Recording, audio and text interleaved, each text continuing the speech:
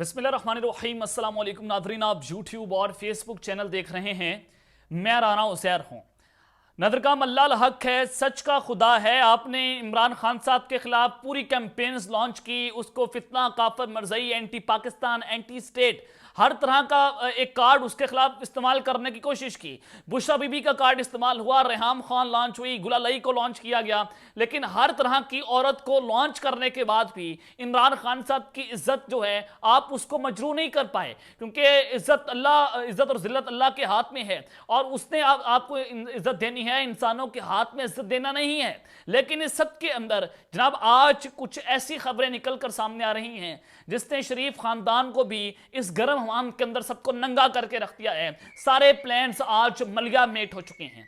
खबर यह है कि मरियम नवाज के अपने घर में तलाक होना, ये मामला क्या है, माजरा क्या है, किसके साथ तलाक हुई है, इस हवाले से तमाम तर डिटेल्स आपके सामने रखूंगा। अंदरूनी खबरें आप तक पहुंचानी है और फिर दूसरी जानिब नवाज शरीफ की वतन वापसी तो हो रही है। और जब आपको मैं ये बताऊं कि इस वतन वापसी पर नवाज शरीफ और जनरल आसिम मुनीर की खुफिया मुलाकात, तो जब ये सारा कुछ हो जाए तो आपको जहन में क्या खबर आएगी कि जनाब इस डील हो रही है, त्यारा हाई चेक होना, ये खबर क्या है, मामला क्या है, इस हवाले से तमाम तर डिटेल्स आपके सामने रखनी है। लेकिन अगर आपने चैनल को सब्सक्राइब नहीं किया, चैनल को आपने सब्सक्राइब कर लें, बेल आइकन को दबा दें, आने वाली तमाम तर अपडेट्स आपकी खिदमत में बर वक्त पेश होती रहें। नादरकाम, सबसे पहले तो आपको बताना ही चाहता हूं कि इस वक्त पाकिस्तान में army chief general Asim Munir की हिदायत पर डॉलर्स माफिया स्मगलर्स के खिलाफ क्रैकडाउन जारी है। आप बिल्कुल सही कर रहे हैं, हमें माशरत को ठीक करना चाहिए, बिल्कुल दुरुस्त बात है। पाकिस्तान की माशरत अबाउट टू डिफॉल्ट है, उसके खिलाफ आप जो मर्जी एक्शन लें, हाँ आपको करना चाहिए, लेकिन एक्शन लेना किसका बनता है? Army chief general Asim Munir साहब की डोमेन नहीं है कि वो जनाब मशरत के ऊपर बात करें, वो पाकिस्तान की पॉलिटिक्स के ऊपर बात करें, किसने क्या करना है, किसने क्या नहीं करना, इसके ऊपर आप डिसीजंस नहीं ले सकते। ये तो कानून जुर्म है, आप आइन तोड़ते हैं, आप जनाब अपने हलफ के खिलाफ वर्जी करते हैं, लेकिन डंडे का कानून है, ताकत का जोर है, आप पाकिस्तान में जो मर्जी करें, आपको कुछ पूछने वाला नहीं है।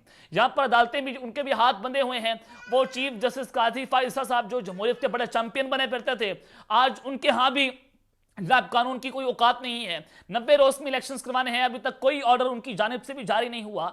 तो पाकिस्तान में इस तमाम के तमाम लोग, चाहे वो जनाब काजी हो, चाहे वो जज हो, चाहे वो चीफ जस्टिस हो, चाहे जनाब आर्मी चीफ हो, पाकिस्तान के सियासतदान हो, ये सारे के सारे एक हमाम के अंदर नंगे नहा रहे हैं और ये सारे एक दूसरे के सामने जो है वो बेशर्मी की तरह बैठे हुए हैं, क्योंकि जनाब ये सारे के सारे एक दूसरे के सामने नंगे हैं।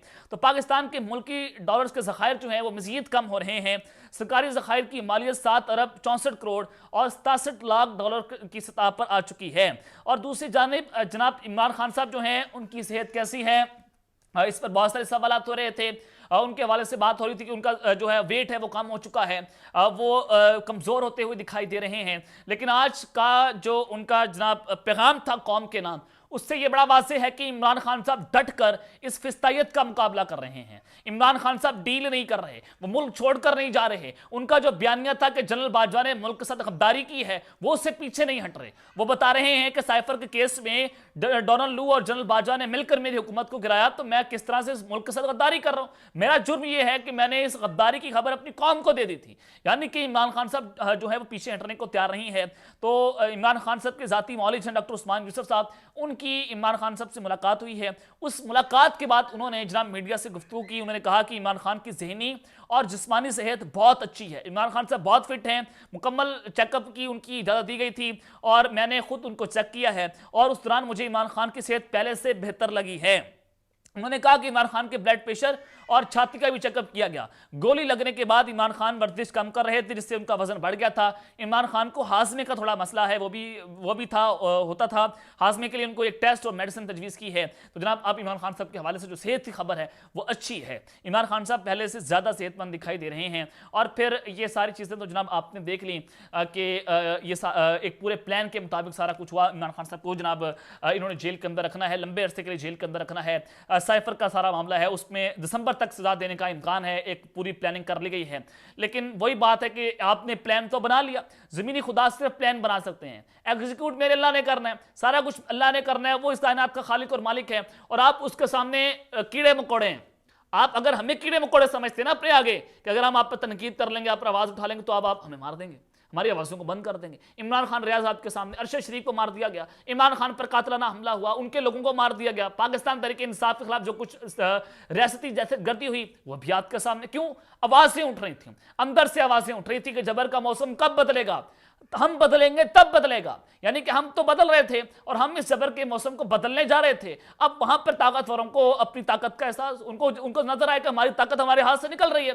फिर उन्होंने जनाब जो फिरौनियत दिखाई और अपना गंदा चेहरा, मकरू चेहरा कौम के सामने रखा कि हम अपनी ताकत को बचाने के लिए हर तरह का हरबा जो है वो इस्तेमाल कर सकते हैं, और हर तरह का हरबा इस्तेमाल किया गया और हर तरह का हरबा इस्तेमाल किया जा रहा है। लेकिन जनाब अब ये पॉलिटिकल डायनामिक्स में बड़ा अजीब किस्म का ट्विस्ट आया है, और इस ट्विस्ट में नवाज शरीफ की एंट्री करवाई जा रही है। और ये एंट्री आप सबके सामने है, जो लेवल प्लेइंग फील्ड की बात हो रही थी लंदन प्लान के तहत नवाज शरीफ साहब वतन वापस आ रहे हैं और फिर उनकी हिफाजती जमानत भी हो जाएगी। और इस्लामाबाद हाई कोर्ट में जब ये हिफाजती जमानत होगी तो जाहिर सी बात है कि उनको एक डील के तहत लाया जा रहा है, तो इस्लामाबाद हाई कोर्ट के चीफ जस्टिस जो हैं वो इनको जमानत दे देंगे। ये आप सबके सामने है। अब जब इनको जमानत मिलेगी तो इमरान खान साहब के केसेस के ऊपर सवालिया निशान खड़ा हो जाएगा कि इसी चीफ जस्टिस ने इमरान खान साहब के केसेस को लटकाया, फैसला महफूज करके फैसला नहीं सुनाया गया, इमरान खान साहब को एक प्लान के तहत जेल के अंदर रखा गया। इसी चीफ जस्टिस जो है उसने जनाब अपना इंसाफ बेचा, इस काजी जो है ये जनाब ताकतवरों के सामने नंगा लेट गया और जनाब इसने बूट पॉलिश किए कि एक जान तो इमरान खान के खिलाफ ये सारा कुछ कर रहा है। और अगर यही चीफ जस्टिस जो है वो नवाज शरीफ को जमानत दे गया कि एक भगोड़ा फरूर इश्तिहारी मुजरिम, कन्वेक्टेड मुजरिम जो है, अगर आप उसको जमानत दे दें तो इमरान खान साहब के ऊपर तो इल्जाम था, उसके ऊपर तो कोई बड़ा केस भी नहीं था, ना करप्शन का स्कैंडल था, ना कुछ सारा कुछ था, लेकिन फिर भी ये सारा कुछ प्लान का हिस्सा है। अब जनाब मैं आपको बताना ही चाहता हूं कि नवाज शरीफ साहब 21 अक्टूबर को वतन वापस आ रहे हैं। अब उस वतन वापसी के ऊपर उनकी जनरल आसिम मीर से खुफिया तौर पर मुलाकात होना, या आपको मैं खबर दे देता हूं कि खबर मैं नहीं दे रहा बल्कि खुद पाकिस्तान मुस्लिम लीग नून के अंदरूनी ज़राए इसकी तस्दीक कर रहे हैं। जनाब नून लीग के रहनुमा हैं सेनेटर इरफान सदीकी साहब, उन्होंने दावा किया है कि साबिक वज़ीर-ए-आज़म और नवाज लीग के सरबराह नवाज शरीफ 21 अक्टूबर को अपनी वतन वापसी के दौरान लाहौर आते हुए इस्लामाबाद में एक टेक्निकल लैंडिंग उनकी हो सकती है। अभी टेक्निकल लैंडिंग को अपने आगे जाकर समझना है, डॉट से डॉट कनेक्ट कर रहे हैं, आपको अंदाजा हो जाएगा कि आइंदा आने वाले दिनों में क्या कुछ होने जा रहा है। और जनाब उन्होंने कहा कि वतन वापसी से 2 दिन कबल यूएई आने और 21 अक्टूबर को इलामा इकबाल एयरपोर्ट पर उतरने का प्रोग्राम तय है। 21 अक्टूबर को ही एक और छोटी सी प्रवास का पेवन भी लग सकता है, लेकिन ये तजस्सुस बरकरार रहना चाहिए। उनके चार्टर प्लान के मुताबिक नवाज शरीफ ने जहाज को दुबई से आते हुए ईंधन के लिए इस्लामाबाद में रुकने की जरूरत नहीं है, वो चंद कानूनी अमूर निपटाने के लिए इस्लामाबाद में लैंडिंग करेंगे। अब जनाब आपको बताना ही चाहता हूं कि अब इनकी टेक्निकल बुनियादें देखें कि उनको ईंधन बदलने के लिए उनके जहाज को इस्लामाबाद में रुकने की जरूरत नहीं है। अब भाई आपने अपना अगर ईंधन चेंज करना है, आपने अगर पेट्रोल डलवाना है, रिफिलिंग करनी है, तो आप सक्कर उतर सकते हैं, मुल्तान उतर सकते हैं, कराची एयरपोर्ट में जा सकते हैं। और आपने इस्लामाबाद क्यों आना है? आपने घूम घुमा कर पहले आप लाहौर छोड़ेंगे, इस्लामाबाद आएंगे, फिर वहां पर रिफिलिंग होगी, फिर आप दोबारा इस्लामाबाद जाएंगे। यानी कि आप कौम को पागल समझते हैं कि आप जो मर्जी मंजन बेच लें, पाकिस्तान की कौम आपको आपका मंजन खरीद लेगी। कि आप पहले लाहौर छोड़कर इस्लामाबाद आ रहे हैं, फिर आगे जनाब वापस आप लाहौर जाएं। मैं आपको आगे बताना चाहता हूं कि सारा मामला क्या है। एक तो वो कानूनी अमूर निपटाने के लिए इस्लामाबाद लैंडिंग करेंगे, और बिलफर्ज अगर उन्हें इस्लामाबाद हाई कोर्ट की जानिब से कबल हिरासत हिफाजती जमानत मिल गई तो शायद उन्हें इस्लामाबाद रुकने की हाजत पेश ना आती। इस मामले को फिलहाल खुफिया रखा गया है और पीएमएलएन के जराये को भी लाहौर आते हुए इस्लामाबाद में उनकी लैंडिंग का कोई सुराग नहीं है। यह भी कयास किया जा रहा है कि वो इस्लामाबाद में एक अहम मीटिंग के लिए रुक रहे हैं। ये जनाब खबर है कि वो एक मोहम्मद सालेह जफर इसको रिपोर्ट कर रहे हैं कि एक अहम मीटिंग के लिए वो रुक रहे हैं। नून लीग की जो अंदरूनी ज़राए हैं उनको भी इस खबर की जो है वो तस्दीक नहीं कर पा रहे। अब ये एक अहम मीटिंग के लिए रुकना, इस्लामाबाद के अंदर रुकना, किससे मुलाकात हो रही है, क्या खुफिया, दायर अगर खुफिया मुलाकात है तो वो आपसे मेरे से नहीं होगी या किसी सियासतदान से नहीं होगी। अगर सियासतदान से होगी तो वो पब्लिक हो जाएगी, प्रेस रिलीज जारी होगा, तस्वीरें शेयर हो जाएंगी। अब जनाब आपने देखना है कि खुफिया मुलाकातें करता कौन है, ये खुफिया लोग करते हैं। अब इसमें आर्मी चीफ साहब भी हो सकते हैं, मुबैना तौर पर मैं आपको एक परसेप्शन बता रहा हूँ। इसमें DHISI भी हो सकते हैं, इसमें DGC भी हो सकते हैं। ज़ाहिर जो ताकतवर स्टेक होल्डर्स हैं उनके साथ ही मुलाकात होनी है और फिर डील का सारा प्लान वहाँ पर डिस्कस होगा। और यहाँ पर जनाब ये ताकतवर नंगे होंगे कि जो कह रहे थे कि हमारा तो डील से कोई ताल्लुक नहीं है, हम तो ए पॉलिटिकल हैं, इनका ए पॉलिटिकल बढ़ गया है। वो जो शेर अफजल मरवत साहब कहते हैं ना कि ये तो बढ़ गया, तो ये भी बढ़ गए। तो ये इस वक्त की सूरत हाल है कि पाकिस्तान की जो पॉलिटिक्स है वो कहाँ पर खड़ी हुई है। और लेकिन दूसरी जानिब जनाब मरियम नवाज के घर से तलाक की खबर आना, और ये खबर मैं आपके सामने रख देता हूँ कि अब सारे प्लान मलियामेट हो रहे हैं और गर्म हमाम में अब सारे नंगे होते चले जा रहे हैं। ये मामला क्या है जनाब तलाक की खबर आ जाना, मैं आपको एक बहुत बड़ी खबर देने जा रहा हूं कि किसकी कैसे तलाक हुई है, लेकिन उससे पहले आपको बताना ही चाहता हूं। सबसे पहले चलें तलाक की खबर के ऊपर बात कर लेते हैं कि मरीम नवाज के साहिबजादे जो हैं जुनैद सफदर, उनकी कुछ साल पहले शादी हुई, रिसेंटली उनकी शादी हुई थी, तो जनाब उन्होंने अपनी अहलिया को तलाक दे डाली है। और इस हवाले से जनाब नवाज शरीफ के नवासे की जानिब से अहलिया से अलग की खबरों की उन्होंने जनाब बाकायदा तौर पर तस्दीक कर दी है। सोशल मीडिया पर उन्होंने पैगाम जारी किया कि news about my divorce is true, this is entirely private matter and I request the media to respect our privacy. I hope with this decision we find our peace in इंशाल्लाह I will speak no further on this matter, I wish her well. जनाब दायर इनकी जाती तनाज़ात थे जिसकी वजह से जनाब ये कोई सारा मामला हुआ है। उन्होंने कहा कि जनाब आई रिक्वेस्ट द मीडिया कि वो हमारी प्राइवेसी की जो है वो रिस्पेक्ट करें और इसके ऊपर कोई मामला बात ना करें, हमारा निजी मामला है। मैं दरख्वास्त करूंगा कि हमारी प्राइवेसी का एहतराम किया जाए, बिल्कुल एहतराम किया जाए।